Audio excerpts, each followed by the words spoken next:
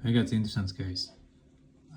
Toyota Latvijā ar 87,000. Es nereiz esmu teicis, ka automašīnas riņķo kā karuselī. Viņas var būt ne jebkādās valstīs bijušas pirms reģistrācijas Latvijā. Un šeit ir pierādījums. 87,000 km nobraukums, 20,000 eiro. Un mašīna ir no Zviedrijas. Kur ir fotogrāfijas.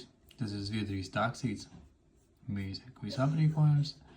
Var redzēt, ka mašīna ir reģistrēta Zviedrijā. Pirmā apkope pie 17. Tādi ir izskaisti. Apkopes.